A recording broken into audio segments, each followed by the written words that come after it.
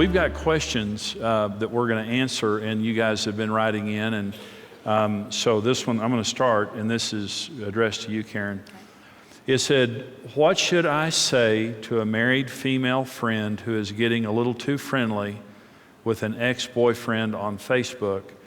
The way they flirt back and forth almost sounds like they are back in high school. Okay, so. Good question. As we all know, most people are on Facebook. I'm not. It's only because I got too nosy. And so, but Facebook is a great tool to communicate and keep relationships, but it can also be a very dangerous thing. And just like anything else, the temptation is just going to be the same as if you were in the room working with someone. And so I think it's the danger of Facebook is, and this is just me personally, I just don't think you can really know a person behind a computer. And that's one of the things I think we're losing in society anyway, is that a woman needs to be really careful, because I don't think a man can show his character. You don't see character like you do in real life behind a computer. And you can all sound real good and be presented as a good thing. And besides that, on the other side of that, just the fact that she's doing something that's just not right. I mean, if she's married, it's just not right. And she needs to consider the consequences of the future of what that's going to do. What will this do to the rest of my family, to the rest of that person's family? Take it all the way out there of what the future is going to look like if you make that one decision of feeling, emotionally connected or turned on, whatever it is.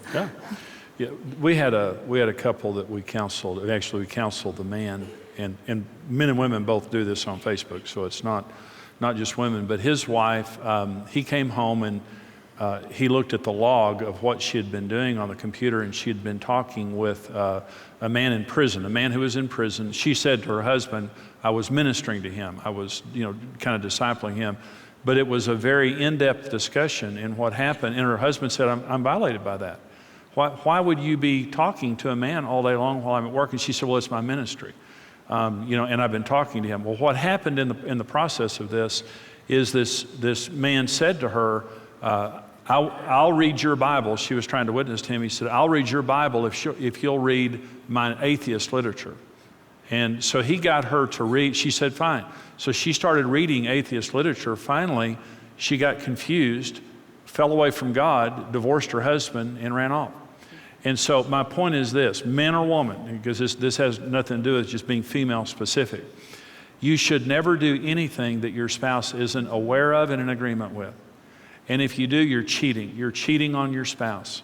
When you bring another person into your life and it crosses that threshold, because what she's saying is, it's an old high school, flame, and it says they flirt like they were back in high school. Flirting means I'm available.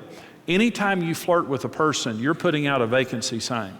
And you're saying, I'm not happy in my marriage. This person is not enough for me. So let me flirt with you. Let me throw a line out and see if I get a bite.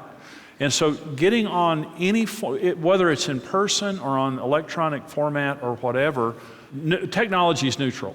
It is, and so we're not against Facebook. But Facebook provides a forum by which these, you get on there and you're talking with everybody and people present themselves any way they want to. And here's my idea. And Karen and I don't do Facebook. I'm just not there technologically yet. And so, but why don't you have a Facebook page together as a couple and not individually? Because if you're one in marriage, sit in your home at night and don't sit on opposite sides of the living room, both on your computer going on Facebook. And by the way, there was a couple in the UK, and they were online cheating with each other in the same house. They were both miserable in their marriage. They got on their computer, sitting in the same house, cheating with each other the entire time. And finally, they had a meeting, and when they met, they divorced because they were both so offended that they were both cheating with each other. Okay. A true story. But here's my point. They were both someone different on the computer than they were in that house. They had both checked out of the marriage. They were both not meeting each other's needs. They were both vegged out in the marriage, and they were, Mr. and Mrs. Don Juan on the computer. And so you don't know who you're dealing with when you're on the computer. They can be anything they want to be, and so it's a dangerous thing. Thank you for joining us. Experience the life-changing series Lifelong Love Affair on CD or DVD. Follow your interests and get social by connecting with Jimmy and Karen and the Ministry of Marriage Today on Twitter. Marriage Today's latest book, Lifelong Love Affair, is an essential tool couples can turn to again and again for inspiration and strength. Order your copy today.